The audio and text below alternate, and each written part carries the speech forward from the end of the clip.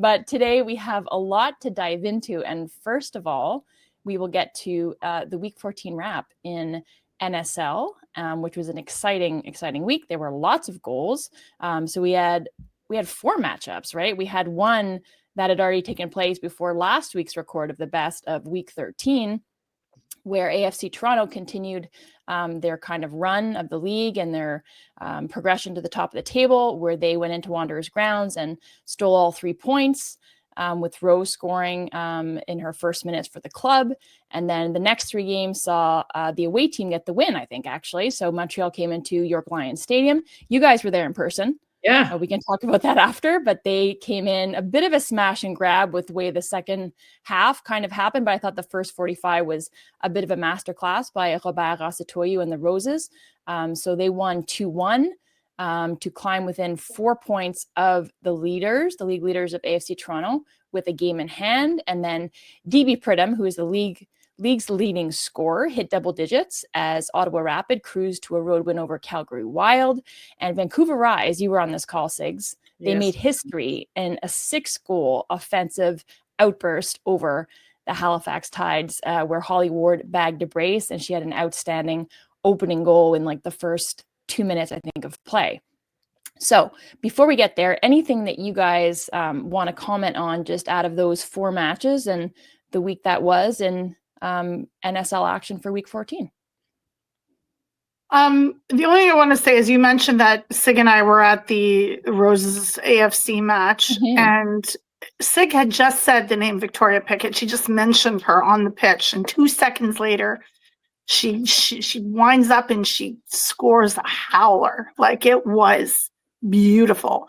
So I just want to put that out there, that Sig has this premonition situation happening. Sometimes it keeps her up at 2 a.m. in the morning, but whatever that is, it's pretty fun to be around. I also do want to say, I asked her to live, like off the cuff, play-by-play for me as we were standing there, and she held her boundary and said no, which was amazing. So, it was a hard no. Absolutely not. Yeah, it was a ton of fun. My point I would make, we can talk more about just the atmosphere, because I think everybody should get out to a Northern Super League game if you haven't been. It's just, honestly, like, it's the best time. Halifax Tides put up a really good fight against AFC Toronto, I thought, in that game where Lauren Rowe scored in the second half. But the Rise game, 4th match in 12 days, and this team just does not have the depth right now to compete with a team like the Rise, who are winless in 5. The Rise came in, Samantha Chang actually gave me this great quote on the phone. She said, we're treating Halifax as a business trip. We're coming in for the 3 points and nothing else. And it was an emphatic win. Boy, did they deliver, right? And they delivered in all areas of the pitch, to be honest. It was probably the most complete performance I've seen from Vancouver. I would say. I was speaking to Andy Petrillo earlier in the week. All 3 of us have been on that Just Soccer show for CBC Sports. So anybody who's a broadcast fan, check that out for kind of your NSL roundup and what's happening in Canadian soccer. But I talked about the Vancouver Rise and that emphatic win and what 6 goals could do for their offense, wiping away that negative goal differential, and just what it could do for their mindset. And I compared it to when AFC Toronto, right before they went on that 5-game unbeaten run, they lost. Like, they were on the wrong end of a big result, 4-0 to the Ottawa Rapid. So sometimes you're on the right side of the result, sometimes you're on the wrong side, but it can be a defining moment in your season. So let's take a look at, this is Ward's goal. And you were on the call, Sigs. It's a great call, actually. It's a messy run. Weaves inside. Still Ward has a shot on goal, and it's an early one for the Vancouver Rise.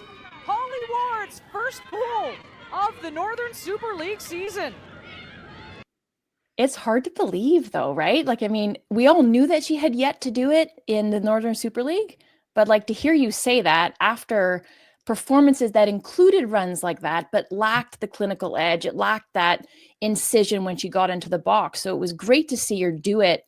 I think much the way Vancouver Rise did when they rolled into town, where they didn't just win, they just come in business-like, take all 3 points, like Chang said, but they did it in a really impressive manner, didn't they, Sigs? And the thing that and I think we've talked about this on the broadcast, that maybe a little bit critical of, and it's not all Vancouver's fault by any means, because they've had a stretch of injuries in the midfield, but they have to use the firepower that they have in the midfield. And I feel like Quinn and Samantha Chang have not been getting the ball enough. And they saw the ball a lot. There was a lot of interchanging going on. Josie Longhurst been showing really well as well for the Rise as well. And Stanton's kind of working her way back to health. But I thought Quinn was phenomenal. That's the kind of performance I expect from them day in, day out. And Samantha Chang, just a little bit, I would say maybe underrated.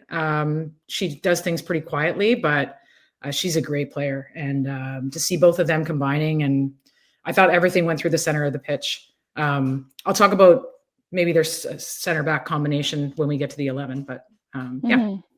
But I just wanted to add too, for me, it's always been a surprise that Ward hadn't scored yet. Like I still think about that. I'm like, what do you mean? But sometimes the door needs to be open, and I don't think it's going to stop now. And I do agree with you. I think their play in the middle just it didn't seem as consistent. And now sort of like they're getting into play. A lot of players have told me recently they're hitting their stride. They feel like the team's getting into it. And hopefully this is the Vancouver Rise. I said this last week on the show that I thought we would see from jump, but they're getting there. This is what I thought we would see, and now we're seeing it. So I do, as I always say on this show, I agree completely with what Signa said. So we need to get you a t-shirt. I agree with Signa. But like seriously, it's absolutely true, the assessment. And even her post-match interview on Instagram was actually really cute, Ward's, because she was really humble and sweet about her performance. And but that's the thing. It wasn't just one goal, it was a brace. So she was waiting to lash out, and now she is. And it's just unfortunate the way that it happened against the Tides. I mean, is that the highest score we've seen in a match? It is. Yeah. So like it's coming. Yeah, and Stephen Hart said ahead of the game, he's like, I know we're tired. I know Vancouver's a possession-based team. They lead the possession stats every game, even if they don't get the result. You can't allow yourselves to get stretched out of position. And unfortunately, they were just, you could see it. They were so heavy-legged in that game. Like, even when they went to the bench, it was just, they were tapped out. So, like, I'm not making excuses for Halifax. You can't lose 6-0 at home. You just can't, but also full value to Vancouver. And I think the fact that I think people were starting to write them off, winless in 5 games. They hadn't won since they beat the Tides beforehand on May 21st, I believe. So what did you call that game or something? I might have. I might have. But yeah, no, I feel like that's the Rise team, as Shireen said, that we expected to see all season. I think I'll get you both a t-shirt that you have to be standing next to one another, and we'll just have the thumbs and be like, I agree with what she said.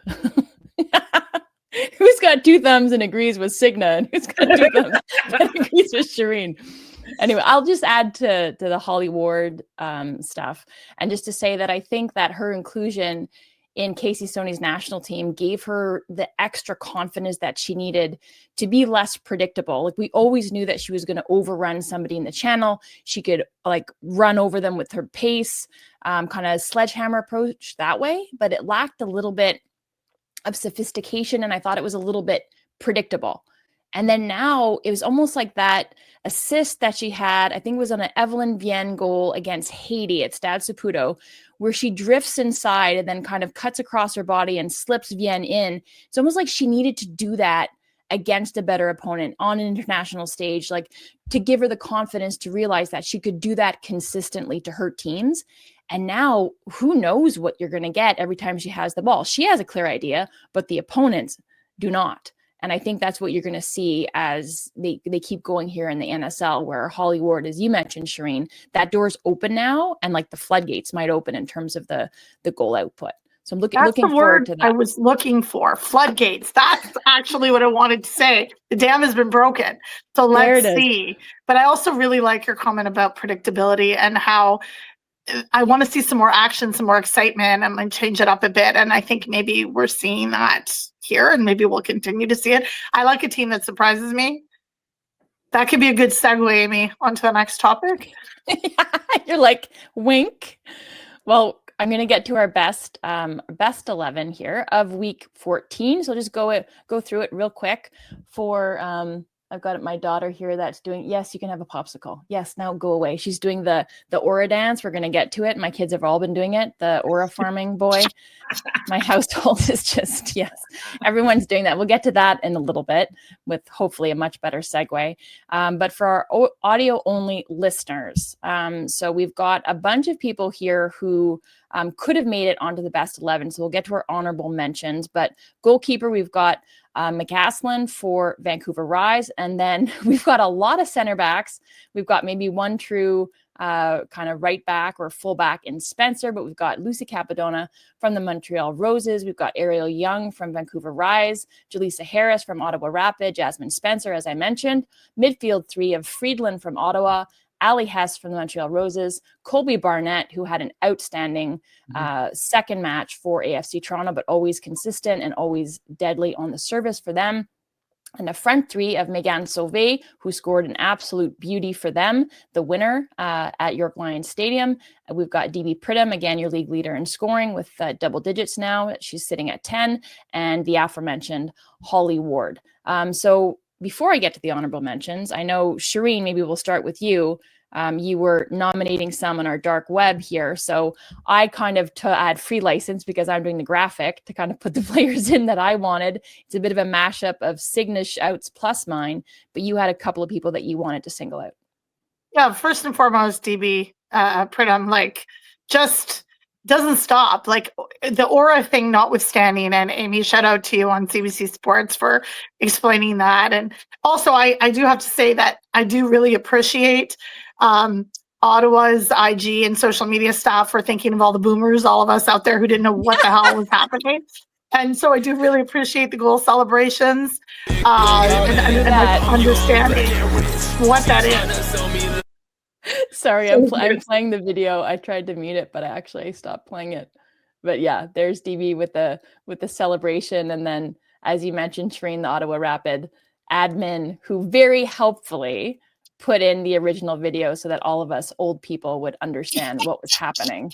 Would understand. And I'm so excited for Pridham. I think this is exciting for me. Like, their team's not high on that table. They're not high in the standing, but she is the top league scorer. I like disruption like this. It's fun. And it's, it's not unexpected because we know, but someone else asked, well, Kaylee Hunter is second behind her. So, like, what does that look like? And, she could overtake again. We're not even halfway through the season. What does that look like? So I do like that. I actually did also say Deganay for keeper. She was my choice because that match, Rapid against Calgary, she was solid, consistent between the posts, some incredible saves. Like, we've been between the Women's Euros, between WAFCON, between so many tournaments, we've seen some outstanding goalkeeping, and her performance for me, some of those replays was I think the move of the match, they call it, the play of the match was her save.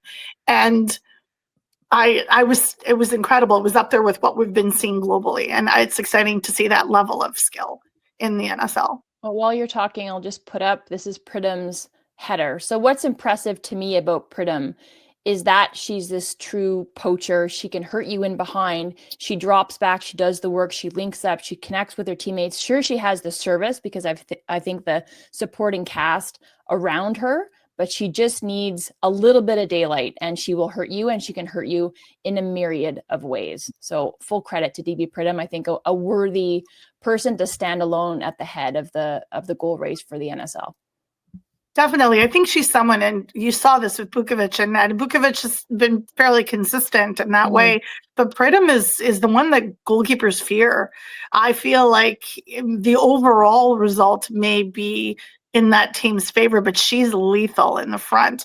And, I don't know what other auras she has coming like at her feet, but I would be terrified if I was I would be aware, not terrified. I would be very aware of her presence on the pitch. Yeah, absolutely. I know, but shout out to Dajna because she did come up big in that match, where previously I think mostly Eriksson has had the lion's share of the minutes there for Ottawa. But as Katrina Peterson always says on our media calls with her, and even in print and to other media, is that she has two tremendous goalkeepers at her disposal. So it was good to see her shine. But Sigs, did you want to talk about the plethora of center backs that we have populating our best 11 this week? Well, my best 11 had 4 center backs because I have like, a special place in my heart for center backs. Mm-hmm. So the 2 that did not make only one of them didn't make the list, and that was Liv Scott.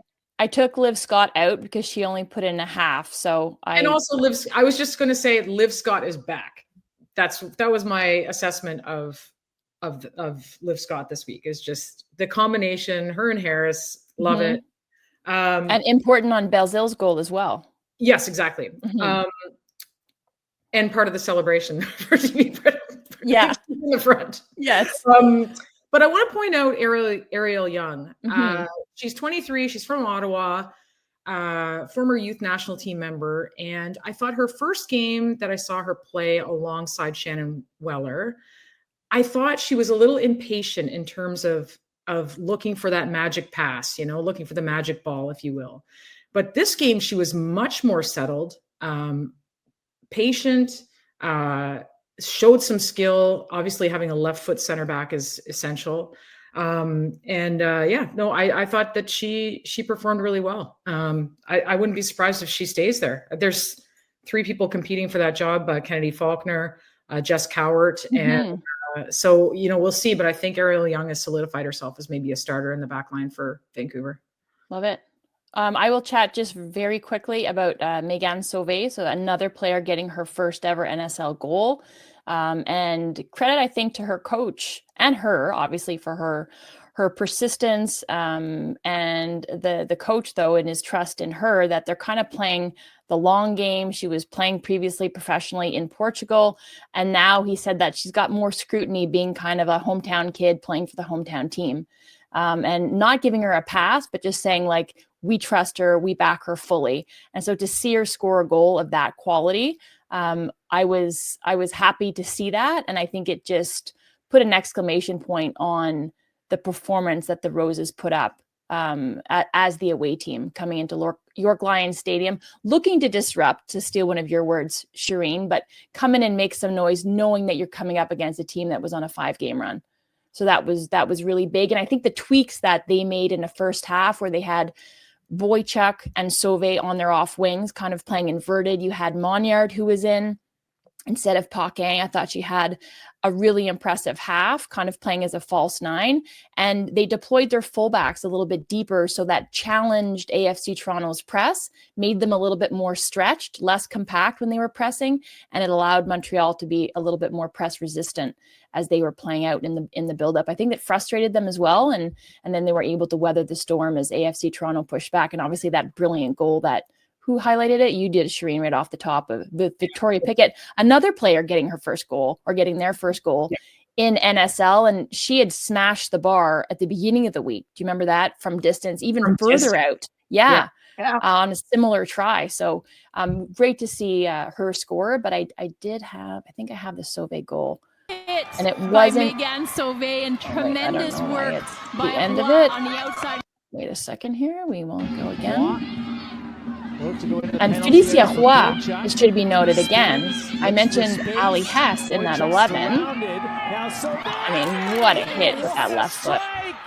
It's beautiful. And I wanted to point this out. She ran straight to Coach Robert as soon as that. And we were standing up there, like we were standing where that was. So we saw that celebration happen, Shireen? And just the celebration from her teammates too. And I love that what you said about the trust, because she was more in a sort of wing fullback role when she was playing in Portugal. Yep. And adjusting to more of a offensive style that Rosatoyu has on his team. I mean, she's obviously very good, box to box, but just to see her kind of enjoy that moment was in person, Shireen, which was really was really nice. Yeah. It was a beautiful goal. Like we saw Latifa Abdoud scored before that, and like we had seen that and everything. And then so it was 2-0, which we were also talking about. And as to quote Dr. Claire Ostad, is the most dangerous scoreline in soccer. Which Claire says she came up with. Okay, so I'll quote her on saying that too. She says, to quote her, she made that up. But it's true, because soon after that, Pickett did score, and that was a great shot. It was far out. It was great. But like again, Sauvé's goal was great because it wasn't just a her celebration. It was very truly a unit celebration. And that's something really nice to see in soccer communities. They were really celebrating. All of them were celebrating her. It was lovely. It was lovely. Yeah. Oh, you guys got a great match to take in. It was an awesome match. It was a great match. Really great crowd. Like again, just like go see a game. Like shout out as well to our hometown of Halifax, 4,000 fans plus in their last 2 matches. So it's a hot ticket to go check out the NSL. And speaking of hot tickets, it was also announced during that game where you guys, the Montreal-Toronto game, by the chief growth officer herself, Diana Matheson, that the final was going to take place on November 15th, is going to be at BMO Field.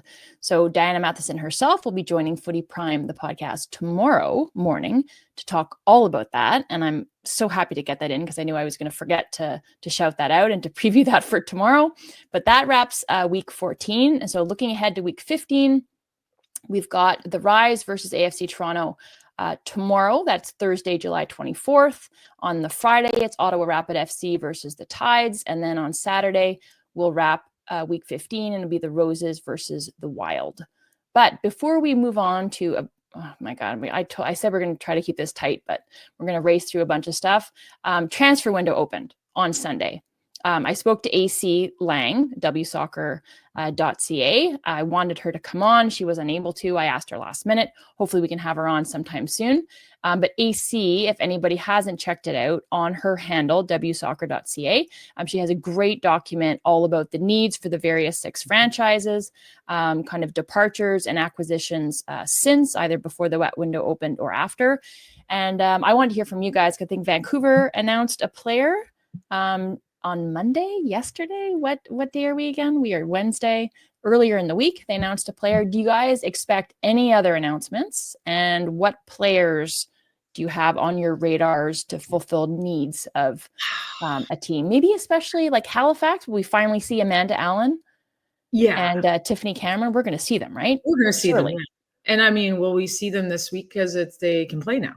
So it's anytime after July 20th, right? Yep. And I believe they were with the team, training with the team, getting acclimatized. So they'll be ready to go, I would assume. I'm just shocked, guys. And I know I'm going to say this. And there's going to be like 3 drops of player signings as soon as we get off this call. Yeah, I know we're going to be instantly dated. Yeah. Yeah. Broadcaster jinx. But I am waiting. There is a lot of great players right now that are unattached. So where are they going? I mean, I know that some people had some hopes that Clarissa Larissi would end up somewhere in the NSL. She's obviously with Houston Dash. But I look at a Deanne Rose, I look at Shalina Zadorsky, I look at there's a few. Those are the 2 big names. I think people are like, what's going on? And will we see any internationals? Because I mean, Vancouver signing a Japanese player from their professional league over there. Yeah, Yuka Okamoto. I was going to say that they signed a defender, which surprised me a little because I wasn't sure that's where Rise necessarily needed a little more gumption. But, we'll see more, right? Right after this wraps up the show. No, I know, 100%. We will press end record, and there'll be like a flurry of transfer. Yeah, I just opened my phone just because I was like, there better not be somebody being announced right now. I'm looking. It's fine as we're on it. Yeah, but we will wait and see, because I expect the broadcast people are also looking and like refreshing their feeds as we're talking about this right now. So everybody's feeling the same anticipation, shall I say. Yeah, but it's great because it's the first occasion that, you know, we'll see adjustments to rosters. We'll see certain teams be aggressive, certain teams maybe kind of sit back a little, and maybe that is perceived as confidence in their current roster or a little bit of a pragmatic approach, and maybe other people throwing caution to the wind and throwing a lot of money at these players who are out there. We know they're out there, and maybe players who want to come home. So interesting to see. But in other news, our friend of this show and friend of Canada Soccer, Carmelina Moscato, a surprise move to Saudi Arabia. She is the new head coach of Al Qadsiya. Am I saying it right? Qadsiya. Qadsiya. Yeah. Al Qadsiya, thank you, Shireen, in the Saudi Women's Premier League. So she continues her journey abroad after being an assistant coach with Louisville for the last about season and a half in NWSL.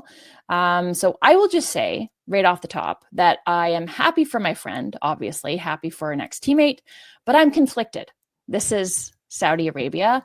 This is a country that has spent loads of money, over $6 billion really in sports since early 2021.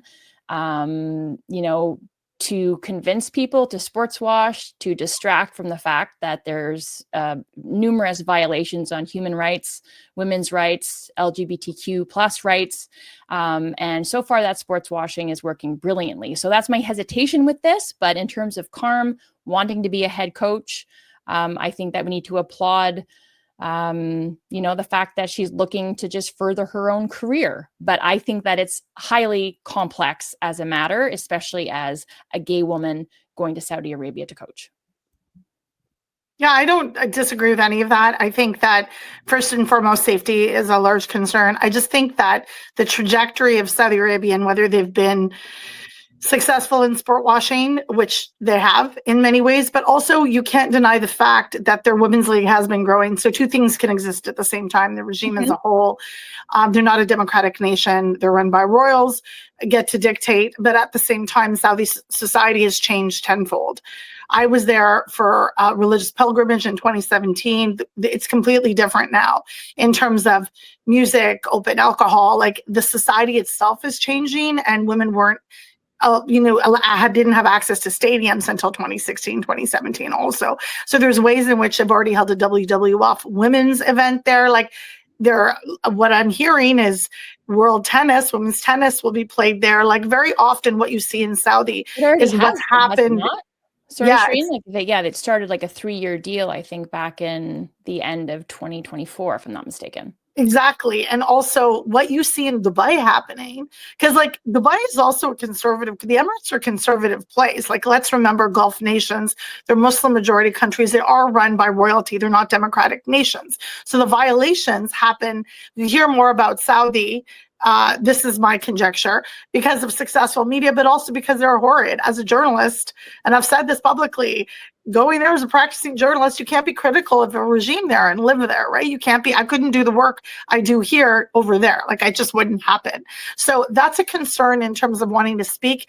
But at the same time, the growth of women's soccer. We've seen players from around the world, particularly just let's say who choose to wear hijab. They can't play in France. They can't play in other places. They go get really great contracts and are able to live there. There's more and more staff that I'm seeing go from the UK, go from America. Kelly Lindsay used to coach Al Nassr, I think, or Al Ahly. I can't remember which one it was. She coached there for a long time and now has left. So you're seeing, and Kelly Lindsay before, like Peters was hired in Morocco, was also coached there as well. So you are seeing a turnover, definitely, from coaches that coach there, or players stay a little longer, but you're seeing the access to opportunity. And let's not lie, the bag is probably really good. And that's the one thing we're not seeing in this hemisphere. And like, I have no objection to human rights violations, but like, let's be fair, it's not like they treat women brilliantly in the United States. If we're going to look at this in a political aspect, let's be fair and holistic about the approach of looking at it. Secondly, like, I have concerns, as you said, too, about queer communities and how they do that. And that's not my call. That's a call to understand there must have been conversations happening between people. And like I said, everywhere in the world, you'll have a thriving community. but just how out that community is the question. And I think that's something that I haven't had access to directly, not in Saudi Arabia. Other Gulf nations I have, not there. And I love Carm for the best for her. And if that's what she thinks is best for her career, I don't actually see this as a long-term stay. I really don't. I see this as a shorter, like a 1 or 2 year contract, or I think it was I don't know how long the contract was actually. Did it even say how long the contract was? I don't know. I'm not sure. I've got something here, but I think it's just their publication and showing like her past, like her pedigree as a coach and where she's been. But I have no idea about the length of contract. So like Carm's ambitious and wants to be head coach and has the chops and has the qualifications in order to do that. I do think there will be criticism because of this, but like at the same time, I want to remind people, Saudi women's football doesn't represent the Saudi regime. Two different things can happen. And we want our soccer sisters to be safe, have access to fair play all over the world. It doesn't all look the same and the situation is complicated. So I that's basically it. I think that's really well said. I don't have much to add, like other than like the two things that I had wrote down were opportunity and cash money. I think, and I don't mean that like Carm's out there like, oh, I got to make a big. I think it's just if you're a coach, and it doesn't matter whether you're a man or a woman, or well, I guess it does matter sometimes depending on what leagues you're coaching in, but a livable salary as a coach is tough to come by as a full-time head coach, right? And there's other responsibilities that go alongside it as well, not just coaching. So, and the other maybe like a positive is like Carm has coached in a bunch of different styles of play. This is yet another style of play that she'll have the opportunity to put her stamp on and learn from. And that only strengthens you as a coach. Yes, absolutely. Completely agree with that. I think the way you ended, Shireen, just saying that it's a deeply complex issue, 100%. And yes, happy for Carm, happy that she's furthering her career. But I will say not to shift it at all, because I completely agree with that. But I think that I think that the regime there has been successful. Like you go back to the 2023 Women's World Cup when Visit Saudi was going to be a sponsor, and there was a protest and a backlash because of the concerns for the dreadful human rights and the women's rights record there. And then it seems like not that that's the moral stance, but I think the acceptance of it has shifted slightly. And then shifting again slightly, our brilliant friend Shireen, as we shift to the Women's Euros. This is Shireen's tweet. Start asking FIFA, UEFA, and each federation what their anti-racism strategies are. Ask white players, not just black ones. Ask managers. We need to be part of the solution and continue doing the real work. Enough about Love Island. So Shireen, maybe over to you, but this was in response to not only the questions that Serena Wiegman was getting at press conferences, but also the awful news that, again, the black player bore the brunt of, and that was Jess Carter at first, but it's a long line of players who are scrutinized unfairly because of their race and treated and abused racially, when there are errors. And you don't have to look any further than the English players, like whether it's on the men's side, like Bukayo Saka and others, and then all of that awful sort of denouement after missed penalties. But you see errors by Jess Carter, and immediately, like a thought that springs to mind is, I hope that England's able to win this, because I don't want this player to bear the brunt of a country that seems to have deep-seated racial issues, and especially it comes out at these big tournaments. Yeah, absolutely. And just for reference, the Love Island was a question that Serena Wiegman got. To her credit, she said, I don't know what you're talking about. And in fairness, Laura Ewing and Susie Rack both texted me and were like, listen, just so you know, that question was actually from a racialized woman journalist, one of the only, and it was for a kids program. So it was probably a less seasoned journalist, because you also read the room and you also figure out what the temperature is. And I think people trying to lock on to culture is one thing, but there's a time and a place. It was just a misstep, I think. Now, that tweet for me was in frustration. Like, we're getting back in a year where FIFA has, for the World Cup, the Club World Cup took away anti-racism messaging. And by no means am I expecting FIFA to be a bastion of solution to systemic racism. However, when you take away, it's like, my son uses this expression, it's like Band-Aid for a gunshot wound. But at the same time, those things add up. Those steps add up. People are beginning to feel this sense of freedom in being able to be racist wholly, and it's online digital abuse we're talking about. There are steps that both UEFA and FIFA have for player safety and player protection. But I think that on the whole, particularly after, like you said, pens. And for example, this morning I saw like French football, l'équipe française de foot, the women's team posted that they had been receiving hate online.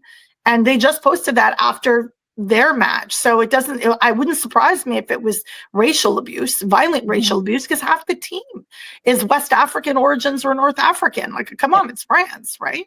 So like, at the same time, we're at a place now where I'm like, people need to do more, and at what level, not just governing bodies. It's like communities, players, coaches, mandatory trainings. I think there needs to be tougher results on supporters. I think if you are that bold to use the N-word, you are that bold to never enter a stadium to watch women's football again. I'm sorry. The mixed misogyny and racism, misogynoir, the anti-whatever sentiment, I don't have a tolerance for it. I'm sorry. People are like, well, what about redemption and learning? Yeah, you can stay at home and watch the match on a television. No one's telling you can't take in football, but you're not contributing to a safe environment in the stadium. And I don't know why people are hesitating to do that. I think supporters groups need to be really vigilant with their groups. I also think that there are networks in play. I know the FAIR Network does have an observer program. We've heard about it, like to deal with homophobia and racism and misogyny. But I think the consequences need to be real. You know what? You are that, like I said, bold in your statements. Well, be bold and stay at home. Nobody wants you there. And it ruins everything for everybody else. I still remember in the Women's World Cup in 2015, I was in Ottawa, then Lansdowne Stadium. And I heard a guy, I was watching Spain and Mexico with my daughter and my niece. And I heard a guy screaming at homophobic and misogynistic chants. I still remember that. And so do they. It mars the experience. You are not welcome. Goodbye. Yep. That's my rant. I love it. And these practices or lack thereof, and kind of coming down hard on these people who constantly violate it, just emboldens them further. And whether it's Bunny Shaw or it's Jess Carter or Lauren James, the history of Black players being racially abused continues in wider football, but especially in women's football. And then there was also, I mean, we're getting to the end of our time here, but there was the erasure of Michelle Adjumang, right, who has been the savior for this England team to get them through extra time and coming up as a super sub, she and Chloe Kelly, to kind of drag them through this knockout round. So that is something else, kind of not as overt as the racial abuse, but it's part of the larger discussion, right? In the way that the game is perceived and these Black players, these marginalized players, are perceived. Yeah, absolutely. And I think I did want to say one thing. I did reach out to Liz Ward, who does anti-racism education and eradication projects. She consults for FIFA and UEFA, and she's a friend of mine. And what she said to me was, and I just want to read this because I think it's worth it. What she said to me: how do supporters help curb misogynoir? And she said, everyone has a part to play in creating the culture around women's sport and the misogynoir directed toward those players. In order to really take allyship from a buzzword to transformative practice, supporters need to listen, believe, and learn what racialized groups are telling you, believe their stories and experiences, even if it feels hard to imagine. A community of acceptance, such as women's sport, has operated in a way that's excluded others. And that's just a piece of what you said. I'm writing about it for CBC Sports this week, but I really think that's so important that, also believing that racism, homophobia, discrimination doesn't happen in women's sports isn't helpful, because it absolutely does. Okay, on that, I think we will wrap. Obviously, I wanted to dive a little bit deeper into that England win over Italy, who was scrappy and looked like they had it in the bag, but a lot of extra time that was awarded. A dubious pen, I'm going to say it, because I think that Beth Mead knew exactly what she was doing, but crafty by her, I think. And they get the call, and Chloe Kelly comes up big. And then today, because we are Wednesday recording, we've got the other semifinal going off. So, I mean, looks like it's a foregone conclusion that Spain will head to the final against England. But this Germany team, you can't discount them. You can't count them out. They've found a way so far through this Women's Euros. And also a shout out to Esther Okoronkwo and Nigeria, who will face host Morocco in the final of the WAFCON tournament, the 2024 version, because I know we're 2025, but last year, due to scheduling issues and perhaps some misogyny, did not take place. So this year sees 2024 WAFCON taking place, but keep your eye on AFC Toronto's Esther Okoronkwo as she continues to make noise for Nigeria. The Super Falcons, maybe the best name, I think. Super Falcons, and world football. We talked about their salaries last week, wishing them all the best. I think that matchup is going to be incredible. I love Dima Maghreb. I love Morocco so much. I love the Super Falcons.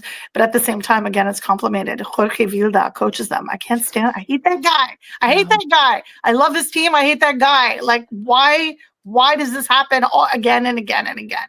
Anyway, that's a rant for another time. Yeah, it's a whole other podcast, because like we delved into the highly complex and really deep issues, multifactorial issues that we should have given much more time to. But like what you talked about with Carm going to Saudi Arabia, a guy like Jorge Vilda fails upwards after like the absolutely abhorrent behavior of he and Rubiales after Spain win the Women's World Cup and ends up managing Morocco. Whereas Carm can't seem to find a head coaching job, which doesn't make any sense. Anyway. Yeah. I'm going to be mad for the rest of the day. Thanks, Amy. Sorry. Should have stopped. No, you're not, because you were hanging out with us for the last 45 minutes. Yes. Yeah. Fair point. All right. So anything else you guys wanted to add? Oh, my last thing was just about the WAFCON and like the round of 16 in 2023 at the World Cup was South Africa, Nigeria, Morocco. And Nigeria lost in pens to England. Yes. So again, watching the Euros, watching WAFCON from afar, because I haven't really watched many of the games, but it's something that Canada has to pull up their socks, because it is going to be super competitive in 2027 at that World Cup in Brazil. And if you want to even get into the round of 16, like, I don't know, it's going to be tough. It's going to be tough. Well, and congratulations on a negative note, but like, I like. No, it's such a great point, and we should be better, and we haven't been. 100%. And I think Casey Stoney's identified that after the last match against the U.S. as well. Like, I think that has been kind of pointed, because the opponents until then weren't as tough as the United States, and we'll see that moving forward. I do want to say a quick congratulations to us for getting any other work done between the Women's Euros, the NSL, WAFCON. I'm shocked we're getting anything done, because there's just so much women's soccer. I love it here, but I also have so many things to file and assignments due. I'm so behind. It's crazy. Well, I love your stuff, so get to it, will you? Okay, thank you everybody for listening and or watching, and for broadening your horizons with us. That's been another broadcast. So like, subscribe, follow Shireen, follow Signa, check out the NSL Week 15 action that's coming at you. So cheers for listening. Thanks everybody. Bye. Bye.